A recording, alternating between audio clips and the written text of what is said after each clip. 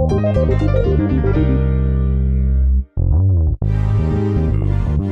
me do that again. We'll be recording in 3, 2. I did it twice. I was screwing with you. Hey, welcome back to another Little Talks with Littlefield Agency. We have a very special guest in the house today. We do. We've been talking about it for a while. It's Friday, by the way. Happy Friday. Oh, yeah. Happy Friday. Some people might be wondering why we didn't do it Wednesday, but I feel like we told them last week, right? Yes, we told them last week. Okay. We said, hey, bear with us. And we know we have a lot of you that are sitting on the edge of your seats. You've been dying to wait for this podcast to be released. Trent had to know. The one and only. Do it. Introduce yourself. I'm sorry, guys. Mike Grasshopper. Mike from Grasshopper. By the way, Mike is on the mic. Trent, he commented in by texting me, said, I'd like to provide some words of advice for Mike. Oh, boy. I hope he doesn't suck. That's what he said? Wow. I'll try not to let you down. And he was being facetious. I feel less bad about that Google form we sent him earlier. Yeah, shout out to Trent for the Google form. Yeah, taking care of us there. And great commentary. So we have Mike here today. We've been waiting a long time to have Mike in, and he's our first real guest. And not only to have Mike in, Mike has been here. To have Mike available to us. This is Mike's second trip in 2023 to Littlefield. We do love it. I enjoy it. Yeah, we get a lot done, and then we go eat good food. We're going to have some great food today. But before we dive into the topics and Mike stuff, we do have a couple of housekeeping items. Yes, for Sam, sure. do you want to do this one? Yeah, we want to welcome Taylor Bartley. Taylor started as a content writer at the agency on Monday. She comes from an impressive agency down in Dallas. She is Tulsa born and bred. She just moved back to Tulsa with her husband, Preston. He's an amazing guy. And so they're back in Tulsa. She's here at the agency. Week 1, she's coming back. So success for us. Yeah. We did something right, and she obviously is providing a talent, and just really excited to have her here at the agency. I think a social post just went up about it, so she has to stick with us now. No, she's got some good wit and no doubt a great culture fit here at the agency. So Taylor Bartley, which now we have 2 Taylors. We have Taylor Armstrong, known as Taylor A. Now we've got Taylor Bartley, who we call TB. Or Taylor B. It's Taylor an A-B situation. We're still working on it. So, Mike, now we have 2 Taylors, 2 Julies, 2 Chelseas, and that's it for now. That's it. We had a bunch of Mikes at one point. We used to have 2 Courtneys. Yeah. So now you got to go in sequential order. The next Taylor that you hire has to be a Taylor C. Yeah, like Taylor, PC, Taylor TP. Counts, Taylor. Yeah. No, I thought of that yesterday, and I was like, well. And that's going to have to go into your hiring parameters from now on. we hire based on your last name. Can we get screwed for that? Sorry, you're really talented. I don't know. Maybe I'm giving no legal advice. We're going to edit that right out. We'll edit that right out. Do you have any housekeeping items? I don't. I feel like I did, but they're not important. Mike, before we dive into topics, we would love for our listeners, our B2B listeners, kind of give us a spiel about yourself and what you do at Grasshopper and the whole 9 yards. Yeah, so I work at Grasshopper Mowers with Trent. He's been on before. He gave a good history of the company. Obviously, he'd be qualified to do that. He's part of the family. I'm not. I feel like I am, but awesome. Anyway, I've worked for Grasshopper for I'm going on 11 years or 12 years or whatever it is now. Okay, so you guys are kind of around the same time then. Nice. Yeah. Roop has his 12th anniversary in March. It's 11th, but sorry, every time he says it, he adds another year. It's more than 10, so who's counting now? Right. Roop has his 25th anniversary in March. But I worked for an agency prior to joining Grasshopper, and it was Associated Advertising in Wichita, and Grasshopper was a client of mine. So I've been working on this brand for 15 or more years. I didn't know that. I did not know that. We always learn things. Trent taught us things too. Great. Yeah. You had no idea? I can't Chelsea believe we've never talked about this before. We've never talked about this. Yeah. Fun. I really want to engage in eye contact with Mike. We're trying to be focused on our mics here, our microphones. So I've been agency side, now client side. Dude, so that is awesome. That's why you have so much of an affinity for me. Yeah. That's probably that could be true. That could be true. We've noticed that before. Oh my gosh. Okay, and then so you're going on year 11 with Grasshopper, and you're just give us kind of a day in the life of Mike. So I walk in to my office maybe 30 minutes late. I don't really know. You have the same life I do here. That's why I wasn't really too concerned when Roop wasn't here when I was here. I was like, he'll get here. It's okay. I feel like I should go like Office Space on this. Just like sit down. I just kind of space out for an hour. Yeah. Yeah. But No, I open up HubSpot. I open up PowerCord, our other agency partner down in Florida that we work with on dealer advertising, and I go through all of the stuff I've got. A lot that consumes a lot of my day. It's a lot of dealer-focused advertising and CRM and automation and lead follow-up. And that's why you're here today. That's why you came in today, right? Yes. Should we segue? I was going to say we should segue. Are we segueing? To the point of that takes up a majority of all of Mike's days, all of Mike's weeks. Just sitting in that meeting this morning, which thank you. They never let me into meetings, so thank you for letting me be in the meeting. I was happy that you joined us. It was great. Yeah, it was fun. I actually texted Trent and I was like, man, it's nice to be here because the last 2 times he's been down here, I've been in all the meetings.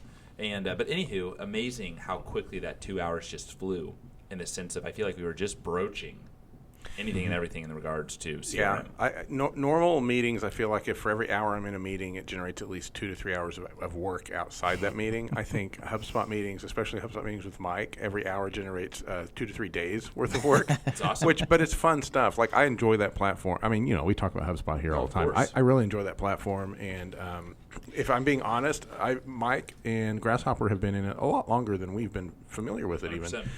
So he has a pretty good history and a lot of things he's done in HubSpot, and it's impressive to see. I don't know that he thinks that, but like I go in there and look at this and I'm like, man, he's done so much stuff in here. And I used to be kind of scared of it. Now I'm not scared anymore. I feel more comfortable. You've held my hand. We're doing well. But anyhow, you are definitely versed in that CRM, and I think you use it very well. Thank you. Yeah, it's been fun to work on this with you guys because I feel like finally someone's speaking my language. And not that, I could go into Trent's office and talk to him about what we're doing on HubSpot, and he would understand. But when he doesn't work in it every single day, and so I'm talking about specifics on workflows or lists or automation or whatever, and it makes sense to him, but. And we can talk about those things, and that's great. But coming down here or having a conversation with you, and you are like steeped in it, like I'm drinking this tea. It's like it's steeped. Yeah, it's my tea. And it's just really great to come down here and have time where that 2 hours goes by, but that 2 hours is super productive, and it produces 3 days worth of work because we don't have to learn to speak the same language. Yeah. We're already speaking the same language, and we can fly through all the things that we need to fly through, and we can hit the high, and we know exactly what we need to do, and one thing bounces to another, and before you know it, time is over, but we've made a lot of progress. Yeah, and I will say along those same lines, it is exciting to have someone else who's excited about it. Yeah. That's in that platform with me. Yeah. And you're setting goals, you want to try stuff, you want to do stuff, and you want to learn things, and that's what, we think a CRM for especially a B2B company has a really big play. And you, like I said, you guys have been using it for a long time to nurture leads, keep track of leads. You are, of all the clients I know of, you are the most powerful power users. You have every hub, enterprise level. You're all in and using every corner of it. Yeah. Oh gosh. Well, that's a whole. We've talked about that before. We're gonna have Kyle from HubSpot on one day, and we'll just that's our cam, and we'll just kind of get into the hooking stuff. But yeah, you guys really do use every corner of it and use it really well. And the meetings like today, when you guys come down here, it helps us figure out even better and stronger ways to use that and leverage all the other stuff that we're doing. So like I love it as a kind of central. It's a hub. It's a central hub for all the activity and marketing efforts that we do. And you've got to make it that. If you don't make it that, then you're just leaving so much on the table. For anyone out there that's using HubSpot and feeling like you're not getting something out of it, I don't want to be mean, but you're not doing it right. Because it's hard not to. You should constantly be finding things you're like, yes. I wish it would do this. And it will. And then but make it then happen. You've got to make the conscious decision of whether or not you're going to. Are you going to pay? Yeah. Are you going to invest in the future of it? And not just of HubSpot. Obviously, you're paying them and you're investing in their future. But are you investing in your own future by buying the tools necessary to build your brand, build your list, build your future customer base? Understand that customer base. And that's perfectly said. And to your earlier point, right? Your job essentially is living in a CRM system. And I don't say that derogatorily. It is, if you don't have someone, and the reason that we brought up this topic is perfect because you guys were already in it this morning, but we find so many B2B marketers, and especially in the manufacturing world, we have a CRM system, but we send some emails. and that's okay. That's a nice start. Right? We totally get it. But Mike, talk to us and here, to Roop's earlier point, you've adapted this platform, HubSpot specifically, for years now, and you've been in it for years now. Starting from the beginning, and I don't want to get into specifics, but when you first signed on with the platform to where you are now, is it just holy moly, just the understanding what the abilities and capabilities are to your point? Is it mind blowing? Is it enlightening? Is it man, this is exactly to your point about the future of marketing and understanding your customers? Walk us through that. Or is it like golf and it's a minute to learn and a lifetime to master? I don't play golf, so I really don't have an affinity to that. But I'm gonna say all the above, because we started using it in 2016, which seems like a lifetime ago. It really does. But it was brought up to us as an option for. We weren't really doing any digital advertising back then. That was our first foray into it, and it was a print publication partner of ours that was merging. They had a digital arm, they were trying to do. They were trying to do more online type activity, so it was a value added thing. That was a big deal back then. Everything digital was value added, right? Because print publications were print publications, and they knew that their customers were not going to buy digital. So it's okay, we'll give it to you for free. Well, this was, they said, well, we'll use this HubSpot CRM. It was free. You could use the CRM for free. And so they set it up for us, the print publication did, and it was in conjunction with our old agency in Wichita, the one I used to work for. And so they helped set that up and get it going for us. It was obviously before we were really working with you guys. Yeah. But so we started that, and we pretty quickly saw the value in it. Awesome. It was this makes a lot of sense. We can grow a list, because we had a CRM. I'm using air quotes. It wasn't email based. It was mail based. Postal mail based. And we still use that, but we didn't have a way to really capture a digital audience. And so this was a good way to do that. And the question then became, okay, now what do we do with it now? Do we keep this going? Perfect. Do we want to continue to? It was clearly this was the way of the future. We needed to figure something out.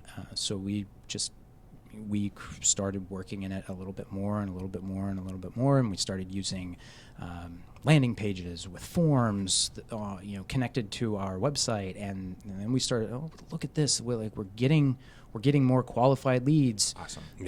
That kind of thing. So let's do more of this. So it just kind of grew. It started off as a test, and which then grew into now it's a beast that we've got to feed. It's cool to hear your evolution of this it is very there. Cool. I've always thought about, we build websites here, and we run digital ads here, and we get people to come from the digital ads to the website. And, there's some analytics we get off of that campaign, off of what happens around them clicking a banner on a specific platform. If you can get them to come to your site and take some actions, and you've got a nice CRM tracking tool like HubSpot, that investment in that media is multiplied. Yeah. Because now I'm learning more, and I get these reconnection opportunities and all this other stuff. So to me, it just is a natural evolution of a marketing, for us as marketers, a way to take that initial dollar or that initial 10 cents or whatever it is on a media click and really do more with it and really engage. That's the whole, that's what inbound is. Yeah, no, of course. But I love that evolution of it, but I also like hearing it kind of started from this print deal. It's just a throw on. It's kind of weird how everyone kind of finds their way there. But if you're not in a CRM now, and most businesses probably have some need for it, maybe not every hub, but even just the marketing hub alone is pretty valuable, I think, across the board. I think we used it for 3 years before I realized that we needed the sales hub. Yep. Yeah. And then we started using the sales hub for lead follow-up, more specific, intentional lead follow-up. Not just qualification. We had already qualified to a certain level, and then they had expressed interest, and now I'm trying to follow up. But I wanted a way to follow up more personally, where it felt like it was coming an email or a set of emails. We've all gotten those emails where it's from so-and-so ABC company, and it seems like it's the same email that you get from 5 or 10 different people, you know, but it's the same kind of thing. It's an automation based thing. It's 3 or 4 emails. It's, hey, did you get the information you requested? A week later, did you? I know I sent you this email. I'm just checking to see if you have an interest in XYZ. I'm trying to get them to re-engage in some way, shape, or form, so then I can forward that on either to the rep or the dealer or whatever for additional conversation. So I learned that we needed more. It became a way of gauging, okay, what's the next step in the evolution of our growth? How do you start tying all these things together, right? And it is a natural. If you got a sales team, you guys have a good one. Like, that makes sense. I watch Sam use it for us. Like Littlefield, we use HubSpot ourselves every day, and I'm blown away watching our one-man sales team over here use it. And he's in there. He's making notes. He's following up. We're able to see this happened and this happened. And hey, Roop, you haven't sent that email out yet. Why didn't that go? Oh crap! Let me go check. It's pretty impressive to see both the scale of like a kind of me and you basically using it versus a lot of people in the Grasshopper universe using it, and how it kind of tailors to whatever size or need you have. Well, right? And that's Mike hit the nail on the head. The word re-engage. Yeah. Perfect, right? Like if we're lucky enough that they quickly convert and we've got the sale, yahoo, that's wonderful. Specifically talking on the product side for Grasshopper. But then you think about, okay, so once that user converts, you've made the sale. If they haven't, how are we re-engaging, to Mike's point? And then, hey, once Roop has bought said mower, and all of a sudden HubSpot triggers a response 3 weeks later, and Roop's back on the site. What's Roop doing on the site, right? Oh, wait, he's looking at attachments. Yeah. Cross-sell opportunities, right? Like that's the beauty of it. Yeah, Right? He needs You a don't manual have that. or something. Yeah, exactly. Yep. Yeah. And, hey, then you've got that one-to-one outreach. Beautiful. Like that's, and to your point about incorporating Sales Hub, like that's amazing. That is the beauty of it right there. Yeah, it's a symphony. They're using the whole kit and caboodle. All of it, operations, the whole thing. You're not using the CMS though. That CMS is still suspect. I don't mind telling anybody. Oh, I that. thought you were going to use another word. Wow, suspect was No, very I nice. said, well, this is a children. Kyle's listening. This is kid friendly. Yeah, sorry, Kyle. We're going to Sorry, keep Kyle. it PG. Well, and I think it'll evolve. But like, it's not there yet. just from the outside in, watching, observing your all's meeting this morning. I guess we should give Chelsea a shout out. Chelsea was in the meeting. Not necessary. Not necessary. Not necessary. I'll give her one shout out, just the fact that she let us have 45 minutes of Mike's time today. Thank you. I was going to that's do true. it even if she told me not to. Right. Well, that's how I do everything with Chelsea. But Everything. just some of the messaging conversations that we had, it was intriguing to me, because you guys have some great data and some insight there. So no, it's really cool. Mike, before we segue into topic 2, for those B2B manufacturers, whether they have a CRM or they don't, or they're not using it properly, like if you had one piece of advice, what would that be? Just do it. That's what we had to do. We had an offline CRM. We still do, and we still use that CRM. Now I'm looking at how do we integrate that old CRM into HubSpot. I want to make HubSpot our primary. And whereas before, when we first started using HubSpot, it was a way for our marketing arm, the marketing department, to come into the digital advertising or the digital realm. I mean, we still had manufacturing, and we still had warranty and service and all that stuff that was perfectly happy and perfectly stable, working and using our existing software or existing database. But we had outgrown it from a marketing perspective, and we needed to do something different. So we had to do something, and so HubSpot was the thing that we did, and I'm glad that we did, because it's allowed us to grow in ways that I never would have thought that we would have been able to grow. So, I mean, as I was thinking about this conversation, I was thinking about just the word autonomy. I mean, as a marketing department, you have to have a certain level of autonomy, just kind of make decisions and go where you got to go in terms of finding the prospects and getting the leads and everything. So even if you're not sure where to start, I mean, HubSpot's a great place to start, but there are numerous other CRMs out there that would be good point. just as well suited. Just find one.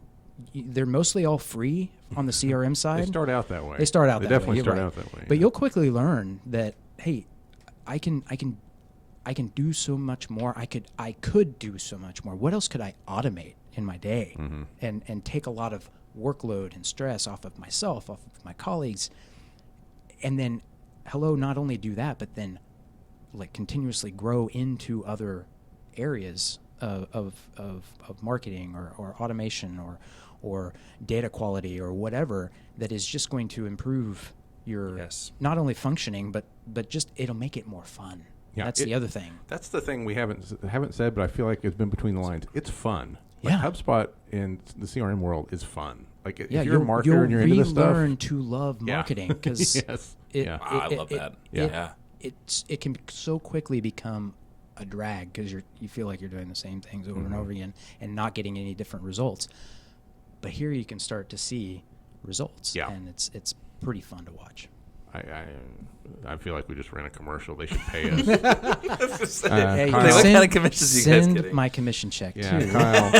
Yeah, I was going to say, we got your address. I see what you guys are doing over here. We're going to talk about this one, Kyle, on our next call. Kyle, our HubSpot rep. As we segue, that was awesome.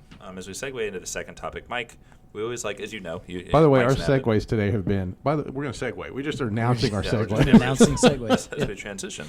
So Mike is an avid podcast listener, and that's why we're so happy to have him as a guest today, because he engages with us, with Trent, et cetera, and I think it's created some meaningful conversations over the last year. As you know, we always talk about the reason we started this podcast is understanding the future, and as Roop and I kind of reflected over the last year, and as we're in our first month, we look at, okay, TikTok was a major topic of conversation last year. Not every week, but I mean, it was talked about. And then here we are in the first of the year. I don't think we've really talked about TikTok just in the sense of, well, it's potentially getting banned in the United States. We'll TBD on that. Yeah. See what Congress and the Senate does. But here's ChatGPT, and we didn't talk about that one time in 2022.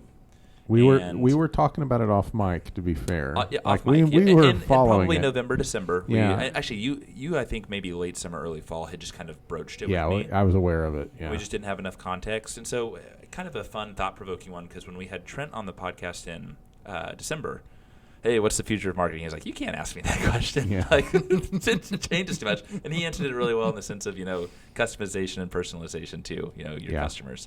And that was great. In your eyes, just how quickly things are going, as a marketer for a great B2B company, like what are you looking just at? Let's look at the next quarter, the next 6 months. Like, what does that look like for you, and how are you adapting in the sense of whatever's next, of what we're not talking about today that is going to be prevalent in 6 months? Mike, what are your thoughts? Mike, we need you to give us our podcast topics for the next 4 to 5 months, if you wouldn't mind. We're taking notes. Yeah. But yeah, I mean, and again, we can talk high level. You can be like, hey, no, this is just... I mean, I kind of feel like I want to answer the same way that Trent answered, and you can't ask me that. But at the same time, no, I thought Trent's answer back then, personalization, customization, I think that still continues to be one of the main things. I mean, that's what we were talking about earlier that was today. Our CRM that was a lot of what we were talking about. I mean, when you guys first started talking about ChatGPT, I think maybe it was the first episode that you were talking about it. I loved how you put it. It's a junior copywriter, right? Yeah. It still takes a human being, or it still takes someone with some more technical know-how or some understanding. Well, in you guys' case, understanding of the client or understanding of the project, to hone that and to take a more fine tip to it. Apply the context. Right. Yeah. So, for example.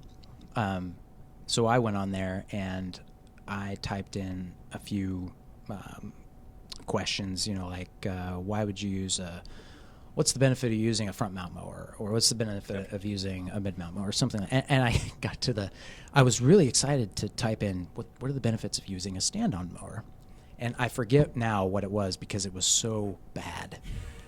But it was like, okay, ChatGPT just did not understand my question, apparently. And I didn't rephrase it at that point. I probably should go back in and refine it and see if it would do a better job. But it was like, okay, if I just took that, if I didn't know any better, and I just took that and I placed that into, say, a press release or a social post or just copy and or paste, a HubSpot email or something like that, right. Like it would not be good.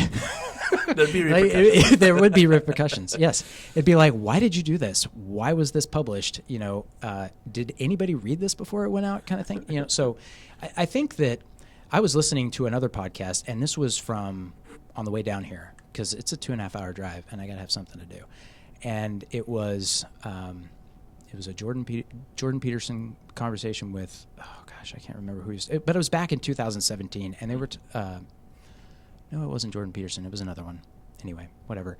It was about technology and AI, even back then, like in 2017, when they were talking about, Google making, I can't remember exactly what they were working on back then, but the point was that the technology is just an extension of the human using it. Yep. Right? Yeah, that's and it as cool as ChatGPT, I can just I never can say it. Like, why? It needs a better name. As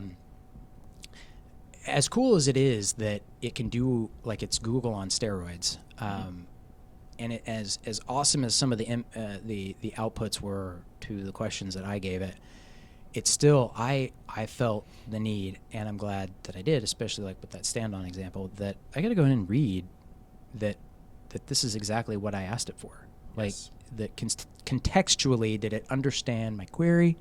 Did it give me a proper response?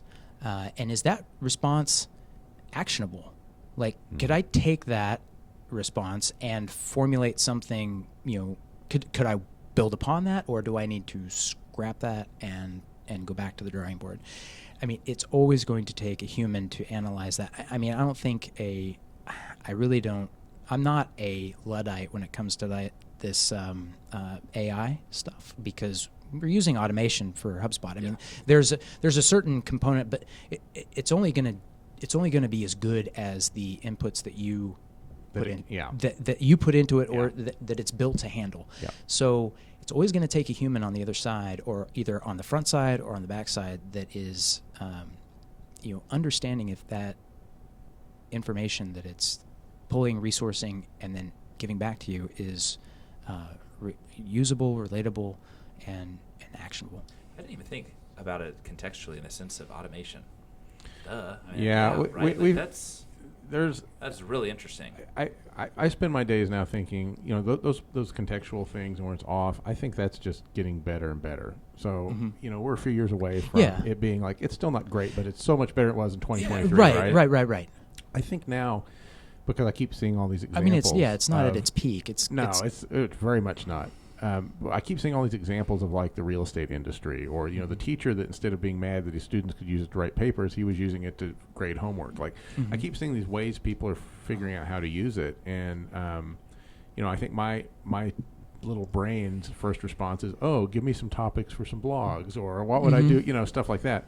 I'm only chipping a very small part of this too, and as we continue to see more examples of how others are using it, I think it's going to inspire more different ways to kind of look at it and incorporate it. I know we talked about this last week. It's already happened. Google has announced Bard, which will be their version of this, where they've incorporated some AI. Microsoft, I don't remember what they've named theirs, but it's sorry, my wife was calling, if anyone heard that. Later, honey. So I know what she wants. She wants me to go get her Ediblin. She forgot I was doing this today. Anyhow, lunch thing. Sorry, Ediblin, a little plug for you. We had you this morning with Mike as well. Anyhow, I don't know what I was going to say. Damn it. So you're on Microsoft, so you didn't know which name. Yes, Microsoft doesn't know what they're going to call their thing. But anyhow, the search engines are immediately adapting this, right? We were talking about Bing earlier this week, right? Bing's made some headlines. What? Is it just going to be a better search engine, though? Yeah. Is it just going to be a better search engine? Because that's fine. I think it's the other applications where it ties into a code base, or it really is more interactive than just here's some search results.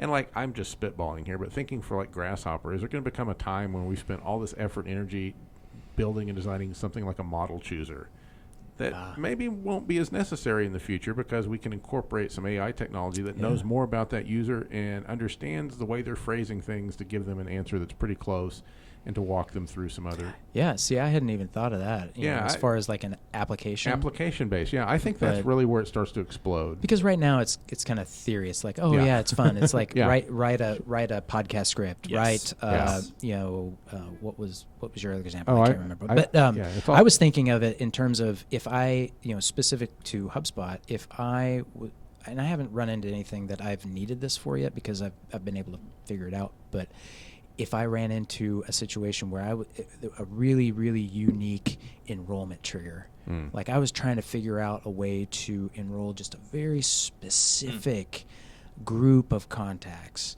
that were either based on actions and timing. Like if they'd have done this but not done this in a certain time frame, like how would I do that? And like I said, I have not run into a situation where I've needed that yet, but I could see where, because you were talking about Chris Kaiser and using it to write formulas and stuff like that, which I was like, that's awesome. Genius. Yes.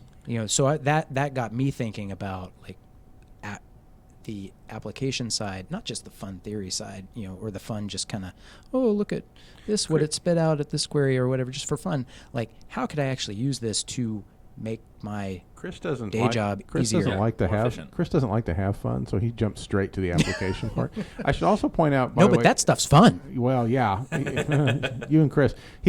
Trent. He's the first paid user that I'm aware of. Like he's bought a subscription. Oh yeah. Yeah, he's in. He's in.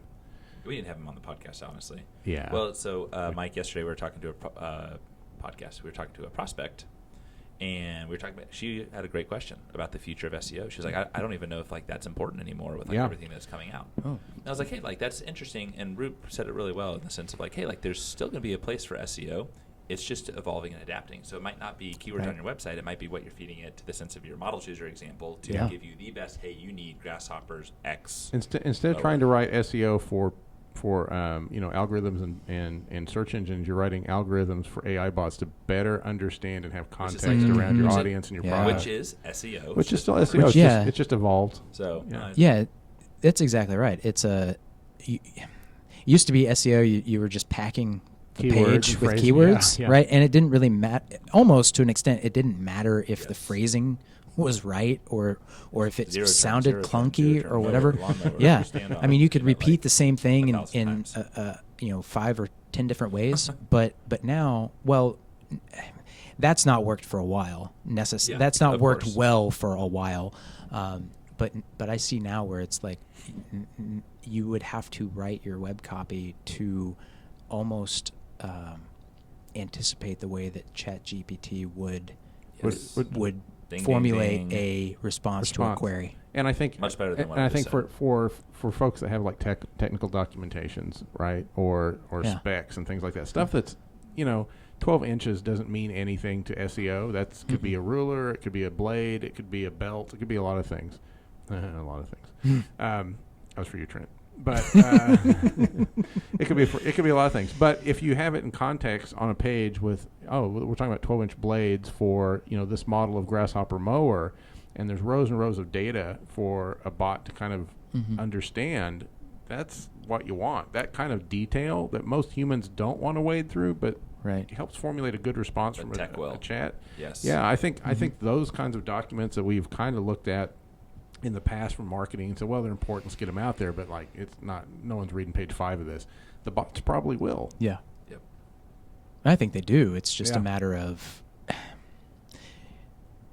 you don't want to be on page 5. You still want to write copy to show up on page 1, but you're going to have to do that smarter now. I'm beginning to wonder, will there be a page 1? Yeah. Will there even be a paginated? See, when I was doing my own, because I've got a couple presentations to give, and so I was typing in. I'm not going to use these as my outline. I just wanted to know what it would spit back at me, and I was pretty impressed. I was like, "Holy crap! Yeah, this is actually really good stuff." Because I already know a lot about the topic. It's just I wanted to see what this thing would spit back at me. I'm like, wow. This is incredible. And you're right. Does it eliminate page 1? Yeah. I mean, I think that's why Google's so freaked out. Yeah. Oh my God! Can you imagine those closed door conversations right now? Well, they started the year off saying, "Don't worry about it. We got a brand to protect. AI, it's fine. There's no fire here. You're fine." The next week, they're like, "Hey guys, we're laying some people off to free up some money so that we can buy." I think that's a smart move on their part, though, because there are so many marketers like us that are dependent right now in a large part on Google.